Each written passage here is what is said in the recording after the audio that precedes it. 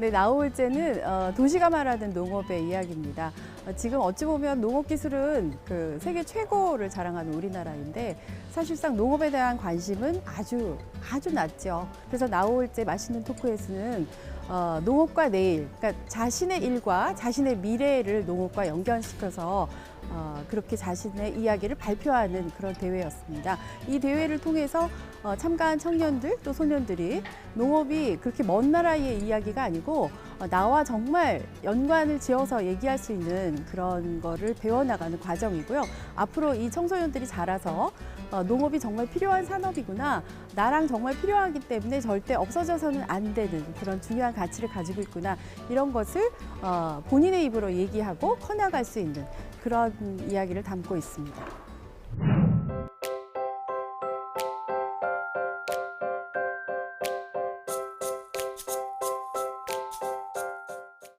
안녕하세요.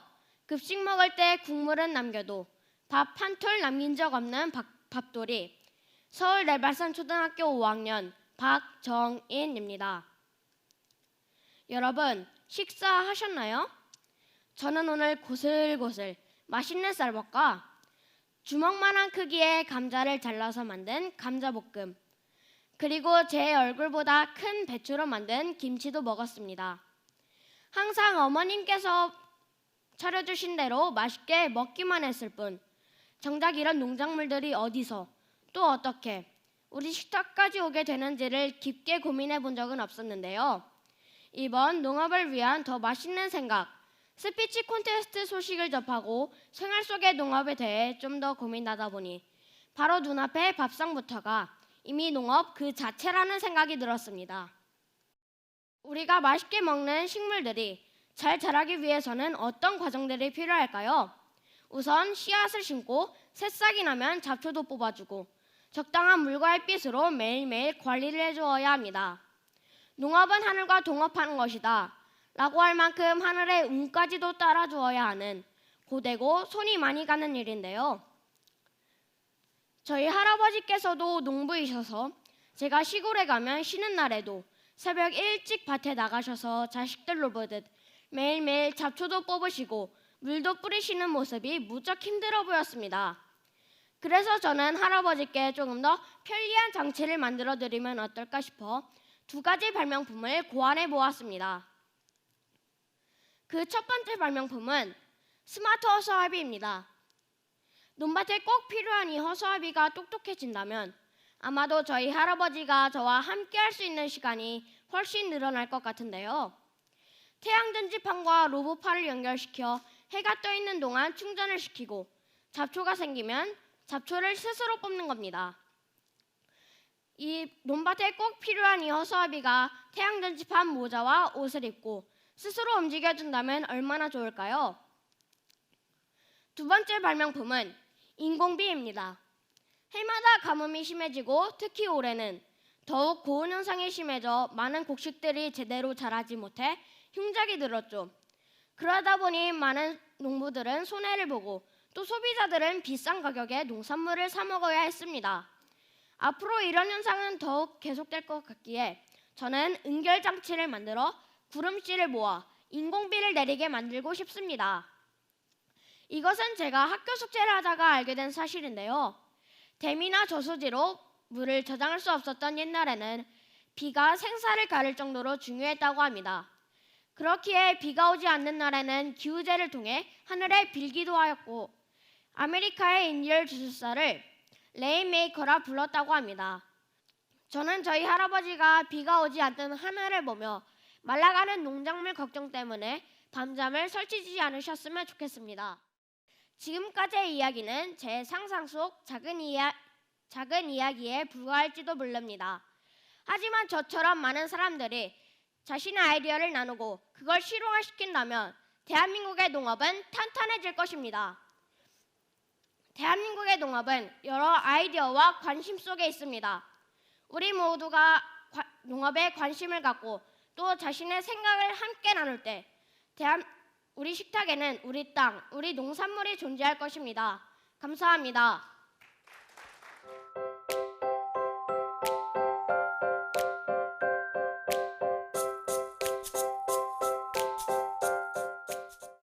안녕하십니까. 종자산업의 발전이라는 주제로 발표를 할 여주자영농업고등학교 박찬영입니다. 할머니와 함께 텃밭 농사를 시작하면서 조그마한 하나의 종자에서 몇십 배의 결실을 맺는 식물이 신기하기만 했고, 그 관심이 계속되어 농업고등학교에 진학하는 계기가 되었습니다. 그 후 제 진로를 고민하던 저는 어릴 때부터 좋아하던 종자에 대한 다큐멘터리 하나를 보게 되었습니다. 그 다큐멘터리에서는 종자의 중요성과 여러 다국적 종자 기업의 횡포 등을 담았고, 그걸 본 저는 정말로 우리나라 종자 산업의 중요성을 알게 되었습니다. 우리가 보던 종자는 대부분의 종자는 우리 것이 아니었고, 그 종자 하나하나에도 수입 로열티가 붙어 있다는 것입니다. 저는 지금부터 제가 느꼈던, 몸으로 마음으로 느꼈던 농업에 대해 이야기하려 합니다. 여러분, 식물은 인류의 역사와 함께 많이 변화하였습니다. 쉽게 말하면 사람에게 길들여진 것이죠. 예를 들자면 지금 우리가 쉽게 볼 수 있는 당근의 색깔은 주황색입니다. 하지만 본래 당근의 색깔은 보라색이었습니다. 이 색깔이 변한 이유는 단지 네덜란드의 왕을 기념하기 위해 만든 것이 오늘에 이르게 된 것입니다. 이처럼 식물은 인류의 필요와 편리에 의해 많이 변화하였습니다. 이런 상황에서 세계 속에서 국산 종자의 입지는 어느 정도일까요? 우리나라는 IMF 당시 국산 종자 기업들이 외국 기업에 의해 많이 인수되었습니다. 그 과정에서 청양고추 같은 여러 국산 종자를 뺏기게 되었죠. 그걸로 인해 우리나라는 작은 채소 하나하나를 사 먹는데도 수입 로열티를 내게 되었고, 그것은 우리나라가 종자 주권에 큰 위협을 받고 있다는 것을 알려줍니다. 저는 새로운 식물 품종을 육성하고 개발하는 식물 육종가라는 꿈을 가진 후 지난 2년 동안 아시아 종묘, 농우바이오 등 여러 종자 회사를 방문 견학하였습니다. 그 과정에서 제가 느낀 아쉬움은 하나였습니다. 바로 전통적인 육종 방법을 이용한다는 것이었습니다. 세계 종자 시장의 대부분을 점유하고 있는 기업들은 그 식물의 DNA나 고유 형질을 이용하여 종자를 생산하고 있습니다. 그에 반해 우리나라의 대부분 종자 기업들은 전통적인 교잡 육종 방법을 이용하여 종자를 생산하기에 그칩니다. 우리는 변해야 합니다. 우리의 종자 산업이 더욱 발전하기 위해서는 전통적인 육종 방법으로는 한계가 있습니다. 그래서 저는 하루빨리 식물의 유전자에 대한 안전성 연구와 개발이 이루어져야 된다고 생각합니다.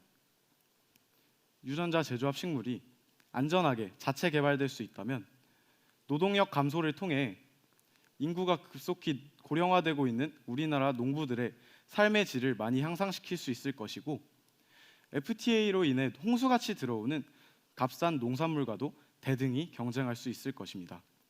또한 종자 수입으로 인해 빠져나가는 로열티 역시 줄어들 것입니다.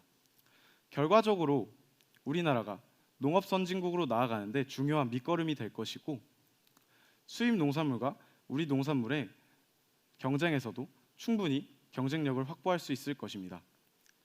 여러분, 농작물의 경작지는 점점 줄어들고 지구의 인구는 점점 증가하고 있습니다. 그런 상황에서 우리의 종자가 자체 개발될 수 있다면 우리는 종자 주권, 나아가 식량 주권을 지킬 수 있을 것입니다.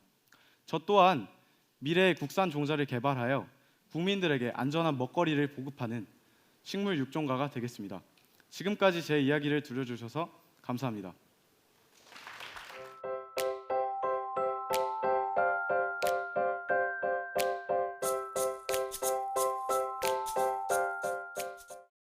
안녕하세요. 농사동아리 땅땅지킴이 회장 김상수입니다. 사실 농사동아리가 뭐 그렇게 흔한 동아리는 아닙니다. 그러다 보니까 구글이나 네이버에 농사동아리를 검색을 하면 이제 틀린 줄 알고 자동으로 봉사동아리로 바꿔주더라고요. 뭐 그런 굴욕들도 꽤 겪었습니다만 그래도 여전히 저한테는 농사동아리가 상당히 소중합니다. 사실 농사동아리는 처음에 친구들끼리 놀려고 만든 동아리예요. 그러다 보니까 제가 농사를 조금 너무 쉽게 봤던 것 같습니다. 일단은 여기 있는 이런 황무지를 갖다가 밭으로 만들어내기는 했는데 이제 옥수수 씨를 쫙 뿌렸는데 이틀도 안 돼서 까치가 그냥 다 주워 먹어버리고, 이제 상추를 잘 길러놨더니 고라니가 밤마다 와서 다 배를 채운 뒤에 이렇게 입모양을 남기고 가곤 했습니다.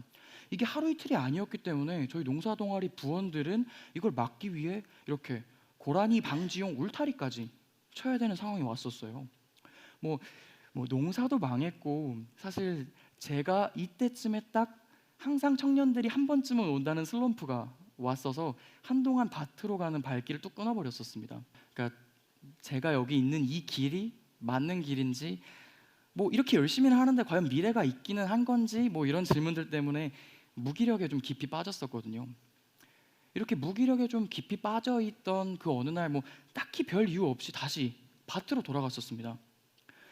돌아간 밭은 가관이었죠. 그 방울토마토를 심어놨었는데 너무 크게 자라서 이렇게 정글이 되어 있었고요. 그 정글이 되어 있는 옆에서 오이를 심어놨었는데 오이는 이만한 크기로 노랗게 익어가고 있더라고요. 좀 오이가 노랄 수 있다는 걸 처음 봤습니다. 뭐 좀 놀라긴 했지만 그때 무기력에 빠져있던 저한테는 이렇게 아등바등 멋지게 자란 작물들이 생각보다 큰 위로가 되더라고요. 그리고 무엇보다 제가 봄에 심고 잊어버린 허브가 있었습니다. 뭐 여러분들도 저랑 비슷하게 생각하시겠지만 저는 평소에 허브를 이렇게 작은 화분에서 더 작게 자라는 식물로 생각을 해왔어요. 근데 거친 땅에서 관리조차 안 하고 길렀는데 그 허브가 이만큼이나 커져 있었고요. 무엇보다 그 향기가 제가 감히 말할 수 있는 그 어떤 향기보다 더 달콤한 향기가 났습니다. 물론 아마 여러분들 앞에서 이 향기에서 제가 깨달음을 얻었다 이러면 좀 과장이겠죠. 그러나 이 밭에서 얻은 이 순간의 평화랑 이 향기에서 얻은 이 기쁨은 제 삶에 큰 어떤 기반으로 남아 있습니다. 이렇게 어설프게나마 농업의 향기를, 농사의 맛을 알게 되니까 그래도 농업 쪽에 한 번 더 관심이 가더라고요. 예를 들어 TV를 틀어서 농업 관련 내용이 한번 나오면 채널 고정해서 한번 보고요. 인터넷에 농업 관련 포스팅이 나오면 그래도 한번 쭉 읽어보게 되고요. 그리고 심지어는 이제 제가 좀 재밌는 것들을 하는 걸 좋아하는데, 제가 어떤 나가게 된 창업 대회에서도 이 농업을 아이템으로 삼으면 어떨까 하는 생각까지 하게 됐습니다. 바로 애완식물이라는 걸 이용해 그 개념을 제출했었는데요. 이제 식물과 사용자가 화분을 통해서 대화할 수 있는, 어떤 의미에서는 허브에서 용기를 얻었던 제 경험을 반영한 그런 제품이죠. 그런 제품을 아이디어로 제출했었거든요. 재밌게도 이렇게 농사 혹은 농업에서 심리적 안정이랑 또 새로운 기회를 찾은 건 저뿐만이 아니었습니다. 다른 농사 동아리 부원들 모두가 정말 제멋대로 제각각 이렇게 정말 다양한 걸 자기 마음대로 막 기르면서도 자기만의 평화 그리고 자신만의 기회를 찾아내더라고요. 주말에 밭에 가보면요, 정말 아무 약속도 없이 갔었는데 주말에 가면 한두 명씩은 꼭 밭에 있습니다. 밭에서 뭘 하느냐면요, 자기 작물 앞에 그냥 멍하니 있습니다. 보고 제가 오면 뿌듯하게 한번 지켜봅니다. 그리고 자랑 한번 하거나 제가 오면 살짝 인사만 해주고 그냥 다시 자기 작물 보고 쉬고 있습니다. 그리고는 다시 그렇게 한 20분 30분 있고 다시 자기 삶으로 돌아가는 거죠. 혹은 기회를 찾은 친구들도 있었습니다. 예를 들어서 뭐 농업으로 글쓰기를 하는 친구도 있었고, 어떤 선배 하나는 농업에 전혀 관심도 없던 기계과였는데 농업 분야에 취직도 하시더라고요. 저는 대한민국 청년들에게 이렇게 제가 얻은 이런 농업에서의 기회와 이 마음의 안정을 나눠주고 싶습니다. 물론 현재 대한민국 청년들은 농업과 완전히 괴리돼 버린 상태입니다. 뭐 일단 근본적으로 농업과 청년 사이의 이 간극부터 줄여야 된다는 말이죠. 만약 국가에서 각 대학의 농사 동아리를 지원하고 바로 이 나우올제에서 각 대학의 농사 동아리들을 모여서 이렇게 교류하는 장을 만들어 주신다면 아마 농사 동아리를 통해서 정말 청년들이 새로운 기회와 안정을 찾아갈 것이라고 확신합니다. 결과적으로 농사 동아리가 청년들 사이사이에 농사의 향기를 퍼뜨리는 농사 디퓨저가 되기를 기대합니다. 네, 지금까지 이야기 들어서 감사합니다. 농사 동아리가 더 이상 오타가 아니게 될 그 순간까지 최선을 다하겠습니다. 농사 동아리 회장 김상수였습니다. 감사합니다.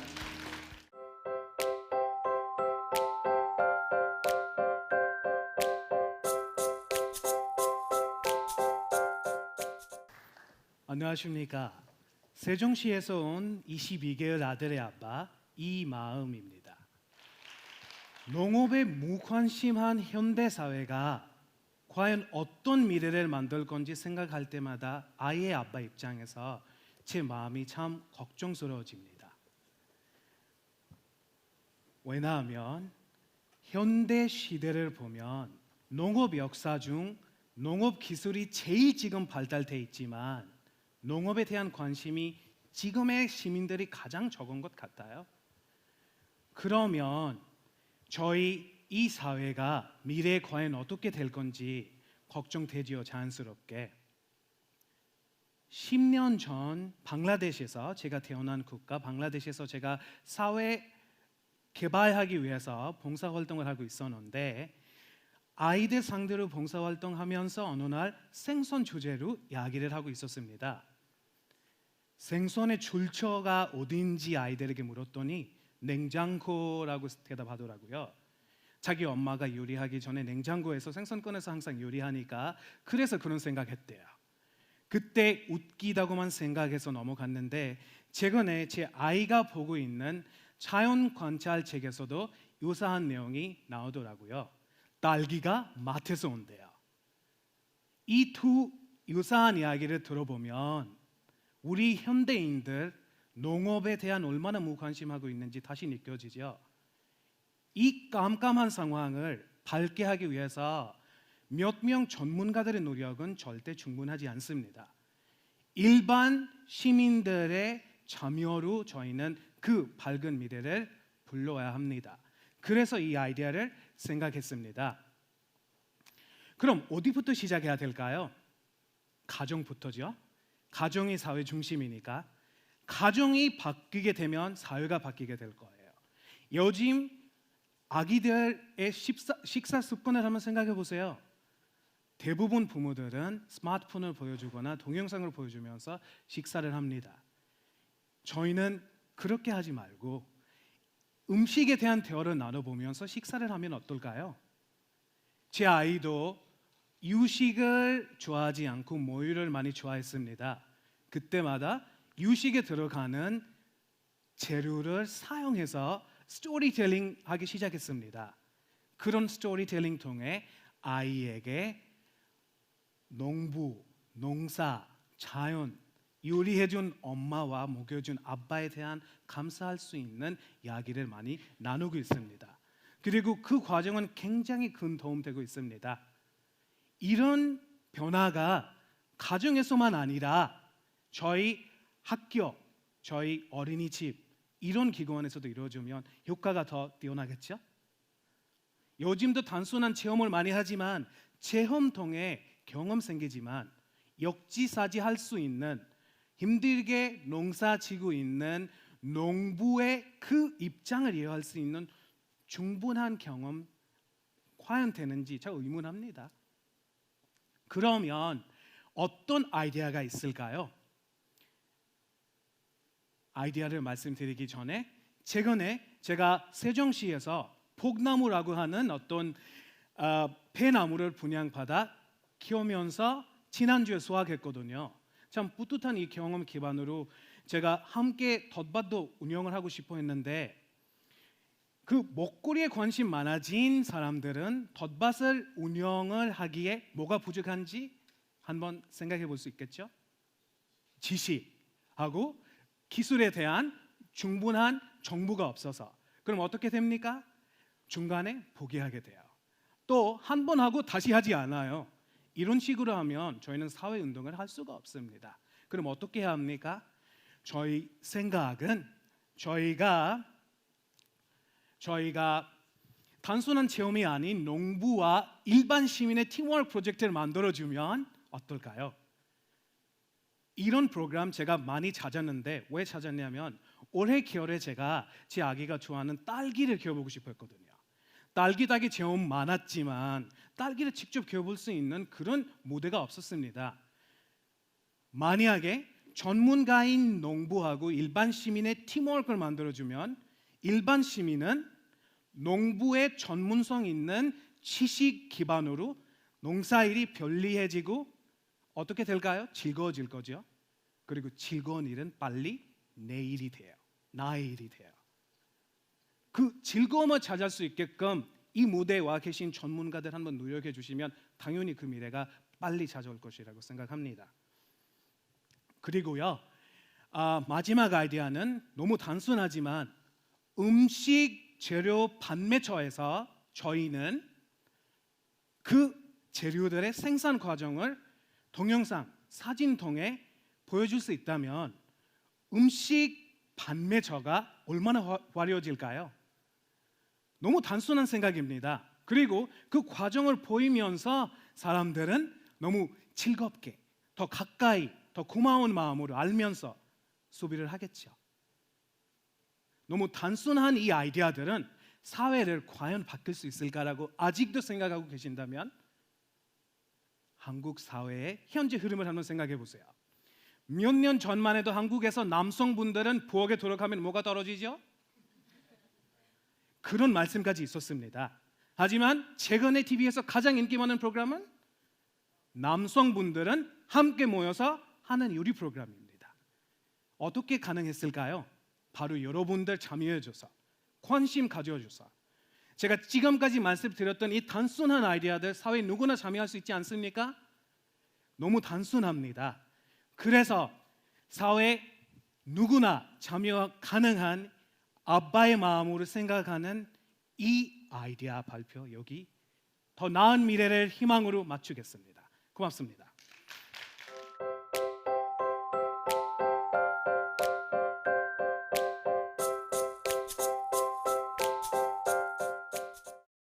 저는 전주에서 온 8살 임연우입니다. 저는 먹을 것을 참 좋아합니다.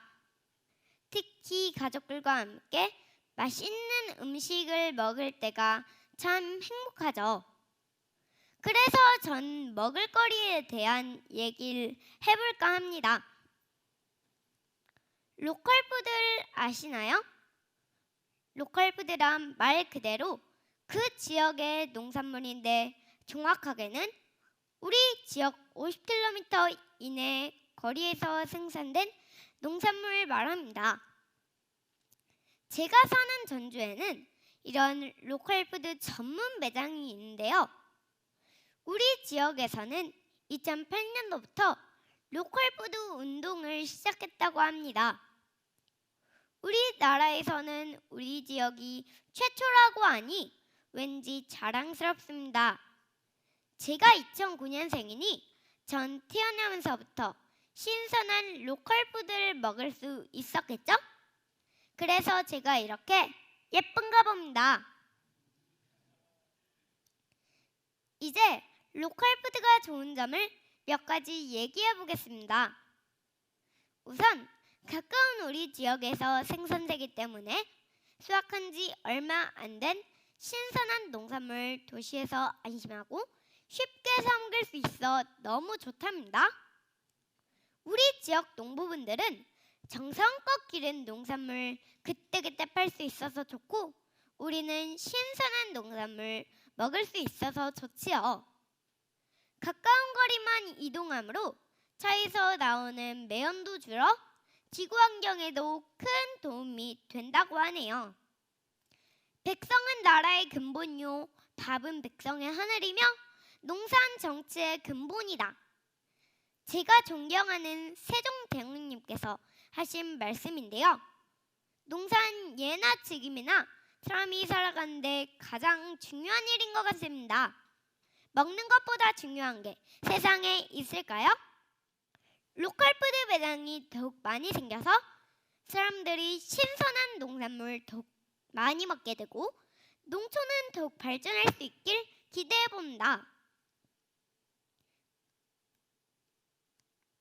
저한테 로컬푸드 매장을 좀 더 친근하고 편리하게 만들 수 있는 아이디어가 2가지 있는데 들어보실래요? 저는 어린이 직업 체험 학습을 좋아하는데요.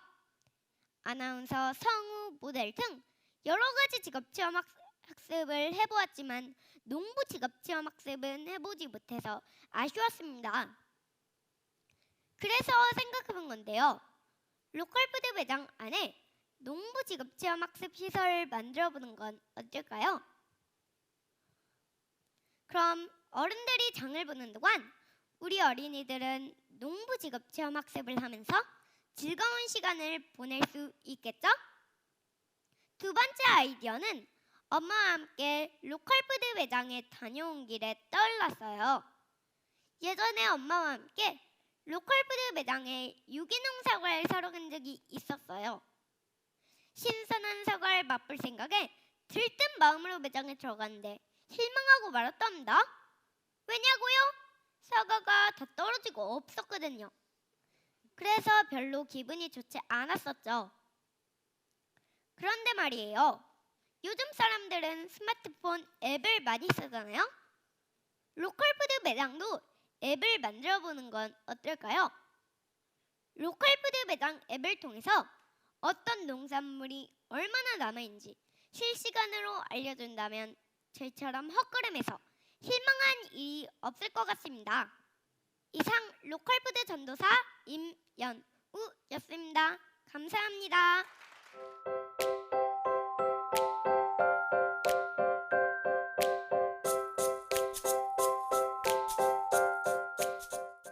안녕하십니까. 샘볼여고 1학년 박수빈입니다. 저의 주제인 흙, 공기, 식물이 보이시죠? 지금부터 이 세 단어로 농업이란 저에게 어떤 의미인지 제 이야기를 들려드리도록 하겠습니다. 우선 그 전에 제가 농업에 관심을 가지게 된 배경에 대해서 말씀드리고 싶은데요. 가장 큰 이유는 제가 어릴 적부터 할머니 손에 자랐기 때문입니다. 할머니 댁에 가면 사랑하는 할머니 얼굴도 볼 수 있고 할머니와 같이 밭에 가서 벼농사, 팥 뽑기, 고구마 캐기, 최근에는 인삼씨를 씻어 걸러내는 작업까지 해보았습니다. 또 다른 일은 바로 작년에 있었던 일인데요. 작년에 중학교 3학년 때 담임 선생님을 비롯한 친구들과 함께 상월에 있는 사과 농장에 간 적이 있었습니다. 그때 사과나무를 처음 보았는데요. 제가 원하는 사과를 따서 집에도 가져가고 사과로 겉절이도 만들어 먹고 쉬는 시간에는 친구들과 시골 풍경을 배경으로 하여 많은 포즈로 사진도 찍었습니다. 친구들과 농촌에 갈 기회가 흔치 않아서 그런지 그때의 기억은 생생하게 아직도 남아 있습니다. 어쨌든 저는 이런 경험들을 토대로 농촌에 관심을 갖게 되었는데요. 지금부터 이를 배경으로 흙, 공기, 식물로 나누어 설명해드리겠습니다. 첫 번째 키워드는 흙인데요. 사실 농촌에서는 여러 작물을 심기 위해 꼭 필요한 흙을 빼놓을 수 없죠. 그리고 저는 흙이 가장 첫 번째 키워드로 떠오른 이유는 저희 외할머니 그 뒷산에 보면은 할아버지 산소가 있는데 그쪽 주변에 보면은 흙이 다른 흙과는 달리 붉은빛을 띠어 궁금했습니다. 할머니께서는 이 흙은 황토흙으로 다른 흙과는 붉은 빛을 띠며 몸에도 건강하다고 하셨습니다. 두 번째 키워드는 공기인데요. 사실 제가 시골을 가장 좋아하는 이유가 바로 이 공기입니다. 시골의 공기와 도시의 공기는 확실히 다른데요. 제가 할머니 집에서 아침에 일어나 현관문을 나오면 공기 중에 퍼져 있는 솔레음과 꽃향기를 들이마시면 저희 머릿속에 상쾌한 공기가 들어와 기분 좋은 하루를 시작할 수 있습니다. 사실 시골에서는 어디에서나 좋은 공기를 쉽게 접할 수 있습니다. 마지막 세 번째 키워드는 식물인데요. 식물은 저에게는 정말 빼놓을 수 없는 존재입니다. 저의 유일한 보물이라고도 할 수 있는데요. 그 이유는 제가 초등학교 5학년 때 담임 선생님께서 친구들에게 모두 화분을 하나씩 가져와서 거기 창가에 놓고 키우자고 하셨습니다. 그때 제가 무엇을 키울까 고민하다가 꽃집에서 추천받은 개발선인장을 키우게 됐는데요.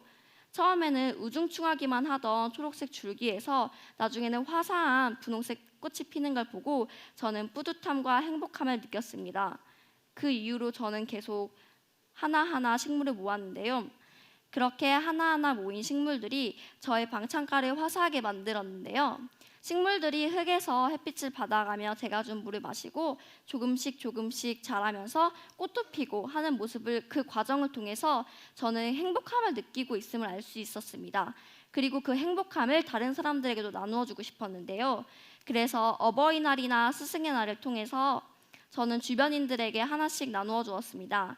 한 번은 제가 나누어준 카네이션을 할머니께서 마당에 심으신 모습을 보고 저의 기쁨은 배가 되었는데요.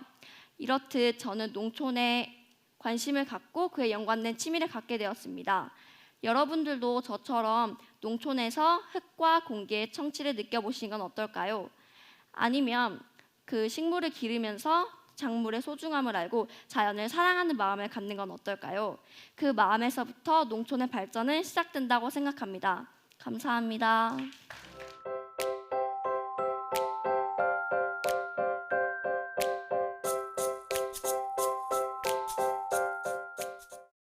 친환경 농법과 건강한 소비 문화로 갖고 나갈 쌀맛 나는 사회라는 주제로 발표하게 된 울산대학교 김대영입니다. 네, 감사합니다. 저는 사실 경산에서 외할머니 밑에서 이제 자랐습니다. 그래가지고 농촌은 되게 익숙한 곳이었죠. 하지만 항상 흙을 묻히고 오고 그러시는 외할머니를 보면서 나는 그냥 농사 이런 별로 안 하고 싶다 싶어서 농업은 제게 되게 어색하고 낯선 것이었습니다. 그러던 중 지난 가을에 나올제를 통해서 여러 친구들이 농업에 대한 이야기를 마구마구 하는 겁니다. 그때 저는 두 가지를 얻었거든요. 농업을 이야기하는 사람과 그리고 농업에 대한 가치를 만났습니다. 솔직히 그때 이야기를 하면서 내가 사소하게 많이 여겼던 이 농업이라는 것이 사실 소중한 것이구나. 그렇게 깨달은 줄 알았는데 행동으로 옮겨지더라고요. 그럼 나도 내 전공인 이 정치학을 활용을 해서 바람직한 농업 정책과 정말 농가를 위한 소득을 증진시킬 수 있는 방안에 함께 해보고 싶어서 여의도에 일을 하게 되었습니다. 하지만요, 제가 거기서 일을 하면서 느낀 거는 우리가 너무 단기적인 대책, 그냥 재정적으로만 지원하면 끝인 그런 논의만 이루어졌지 실질적으로 장기적으로 이 농업이 지속 가능한 사회가 되기 위한 논의는 여의도에서 잘 이루어지는 것 같지가 않았습니다. 그렇게 아쉬웠던 차에 저는 레포트 한 과제를 받게 됩니다. 쌀 산업에 대해서 약간 연구를 하고 네가 조사를 해가 이틀 정도 어디 갔다 와라 했습니다. 진짜 좀 쉴라 하는데도 과제 내나 싶었지만 그래도 좀 쉬고 싶어서 제가 원래 자랐던 경산에 내려가게 되고 그곳에서 이 반가운 친구를 보게 됩니다. 이 반가운 친구가 뭘까요, 여러분? 혹시 아시나요? 예, 맞습니다. 그래서 적어놨습니다. 우렁입니다. 이 토종 우렁이는 작거든요. 근데 이 토종 우렁이보다 이게 좀 커서 왕우렁이라고 합니다. 사실 3년 전부터 우리 경산 이 마을은 되게 사람도 없고 적막한 채로 농경지가 이래 잘 벼농사도 안 짓고 이러고 있었습니다. 그러던 중에 할머니와 몇몇 분들이 함께 그러면 진짜 맛있는 쌀을 한번 만들어 보자 해서 이 우렁이 농법이라는 거를 3년 전부터 도입하기 시작했어요. 초기 단계입니다. 왕우렁이 농법이라는 것은 우렁이라는 게 물 밑에 있는 그 풀 같은 거를 뜯어먹는 습성이 있거든요. 그걸 바탕으로 잡초를 제거하는 친환경 유기농법입니다. 근데 이게 말은 좋아요. 말은 좋은데 진짜 어렵습니다. 베테랑 할머니 할아버지들도 이 농업을 막 직접 하시면서 실수도 하시고 막 고초도 겪으시고 하는 겁니다. 근데 되게 인상 깊었던 게 뭔지 아십니까? 그분들께서 하나하나 하시면서 농법 일지를 조그맣게 적어놨더라고요. 메모지를. 그 키워드와 그 사진들을 저는 한번 포스팅을 해봤습니다. 제 블로그에 그분들이 이렇게 어떻게 하시는지를 포스팅을 했었는데요. 직접 포스팅을 하면서 이러한 농가의 노력을 소비자들이 좀 알면 어떨까? 이러한 농법에 대해서 관심 있는 사람들이 좀 많이 알았으면 좋겠다 싶었습니다. 솔직히 댓글 별로 처음에 많이 안 달렸거든요. 근데 글을 많이 쓰니까 댓글 중에서 신기하게도 이러한 소비자와 농가가 직거래하는 그러한 구조가 나타나는 걸 경험했습니다. 저는 여기서 생각을 했습니다. 이게 정말 두 개 다에게 좋구나. 농가에는 이렇게 이익을 창출할 수 있는 여건이 마련되고 그 다음에 그 소비자들에게는 이제 만족과 신뢰를 줄 수 있구나를 깨달았습니다. 그리고 만약에 이러한 소비자들이 많아진다면 당연히 친환경 농법으로 생산을 할 수 있는 그러한 농가도 증진하겠구나 생각했습니다. 이러한 친환경 농법만 잘 주어진다고 우리가 지속 가능한 농업을 기대할 수 있을까요? 저는 그렇지 않다고 생각합니다. 이러한 친환경 농법을 우리가 가치를 소비할 수 있는 건강한 소비 문화를 내재시켜야 한다고 생각했습니다. 저는 그래서 지속 가능한 농업과 내일을 이러한 건강한 소비 문화와 그다음에 친환경적인 농법이 함께 했을 때 우리가 기대할 수 있다고 생각했습니다. 여러분 농업 신문 많이 보셨어요? 저는 매일 스크랩을 해야 돼서 보는데 거기 보면 쌀값 대란하고 되게 힘들어합니다. 그 힘들어하는 과정 속에서도 쌀 농가는 친환경 농법이라든지 그다음에 어떠한 가공식품 생산이라든지 여러 노력을 기울이고 있습니다. 사실 쌀 시장은 늘 움직이고 있었던 것입니다. 이제는 우리가 반응해서 더 건강한 쌀 맛 나는 사회를 함께 만들어 봅시다. 감사합니다.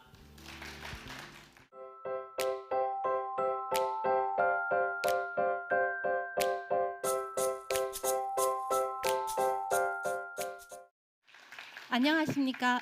저는 중국에서 온 한수란이라고 합니다. 저는 한국에 온 지 4년이 되었고 한국에 오기 전에는 일본에서 13년간 생활하였습니다.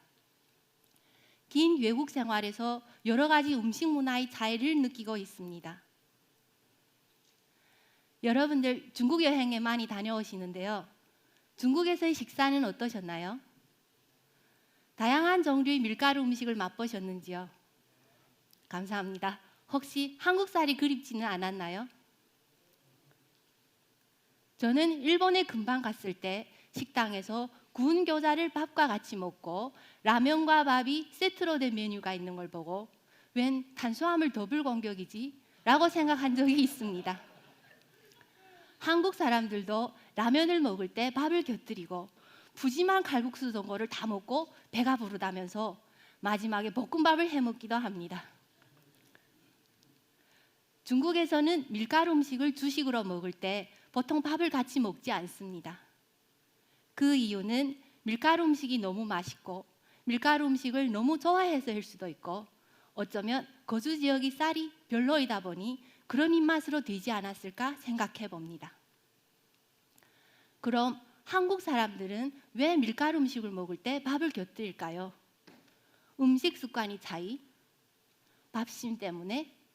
그런 이유도 물론 있겠지만 제가 내린 결론은 쌀이 맛있어서입니다. 맛있는 한국 쌀이지만 한국 내에서의 소비량은 점점 줄어들고 있습니다.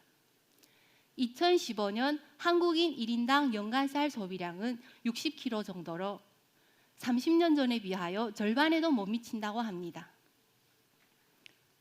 올해 초부터 한국은 세계 최대 쌀 수입국인 중국에 쌀 수출을 시작하였습니다. 하지만 2010년에 이미 96톤, 2015년에 568톤을 중국에 수출하고 있는 일본에 비하여 중국 내 한국 쌀 인지도는 매우 낮습니다. 중국 최대 포털 사이트 바이두에서 맛있는 외국 쌀을 검색하면 유감스럽지만 한국 쌀은 아직 랭크인 되지 않습니다. 이런 상황을 해결하기 위하여 제가 생각한 방법은 다양한 쌀 가공식품으로부터 접근하며 중국이 한류 열풍을 이용하는 것입니다. 한국 쌀 가공식품 협회에 들어가 보면 정말 다양한 종류의 쌀 가공식품이 있는데요. 이런 가공식품을 중국에 널리 홍보할 필요가 있습니다. 중국의 한류 열풍은 20년 전부터 시작되어 지금은 드라마, K-팝, 예능 프로그램까지 모두 큰 인기를 얻고 있습니다. 드라마 별에서 온 그대가 중국에서 치맥 열풍을 불러왔듯이 한국 쌀 가공식품이 중국에서 열풍을 일으키는 그런 날이 오지 않을까요? 인기 예능 프로그램에서 연예인들이 맛있는 떡을 빚는 과정을 소개한다면 그 파급 효과는 또 어떨까요?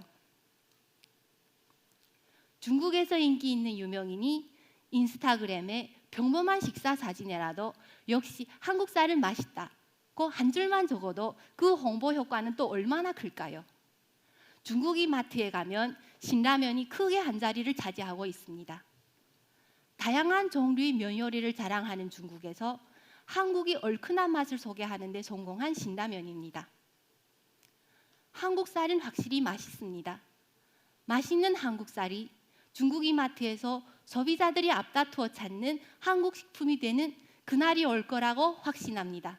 감사합니다.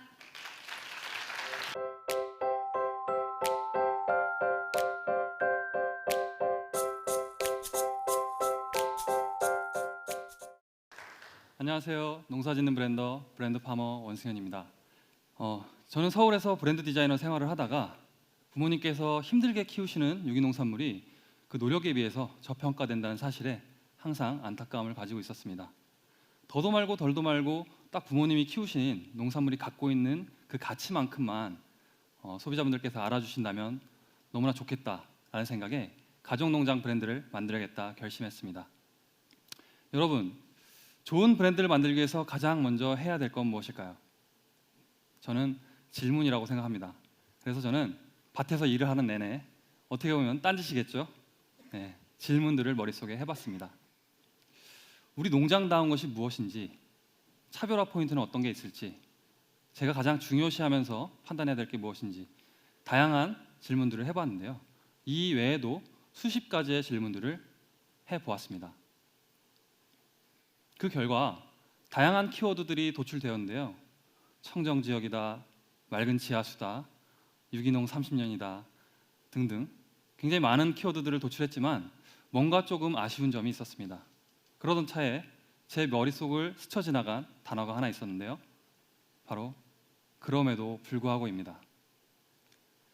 저희 부모님께서 유기농 30년 농사를 지으시면서 가장 많이 하셨던 말씀인 것 같습니다. 그래도. 네. 힘드실 때마다 남들이 알아주지 않더라도 어떤 순간이든 그래도라는 생각을 하시면서 부모님께서는 30년 세월을 이어오셨습니다. 저희 어머님 참 미인이시죠? 제 눈에만 그런가요? 네. 농사 30년 지신 분이라고 말씀드리면 아무도 안 믿습니다. 저희 어머님께서 유기농 매출을 초창기에 이제 만들어서 공판장에 가져가셨는데요.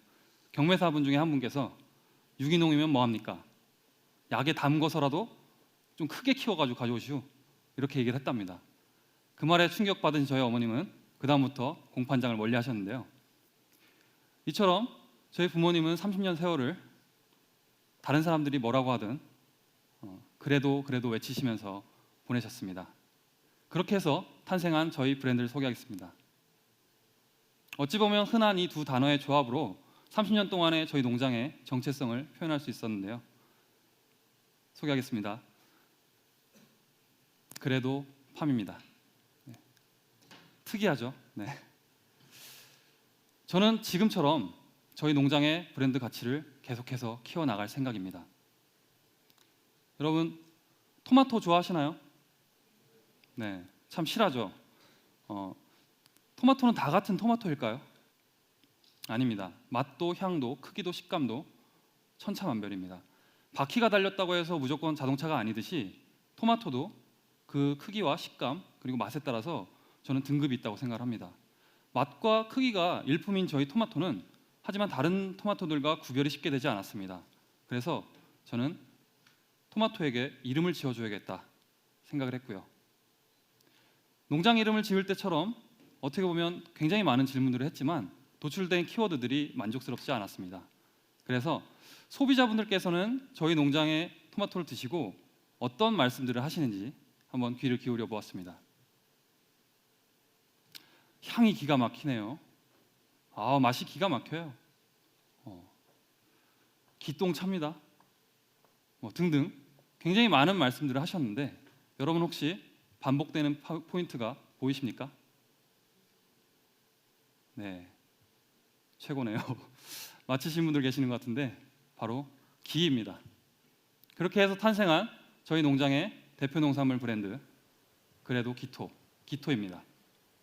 기막힌 맛으로 기다려야지 먹을 수 있는 토마토. 저희 기토처럼 수많은 농산물들 중에 장인 정신을 가지고서 잘 만들어낸 농산물들이 있습니다. 하지만 좀처럼 자기다움을 찾지 못한 채 잊혀져 가거나 무시당하거나 버려지고 있다는 게 참 슬픕니다. 저는 맛있는 브랜드를 만들기 위해서는 수준 높은 농산물을 우선 생산해야 되고 그리고 순수하게 자기다움을 찾는 노력을 해야 된다고 생각합니다. 행복한 브랜더가 가장 사랑받는 브랜드를 만든다고 합니다. 그래서 제가 만든 그래도팜과 기토가 점점 더 사랑을 받고 있는지도 모르겠습니다. 지금까지 유기농 30년 그래도팜의 원승현이었습니다. 감사합니다.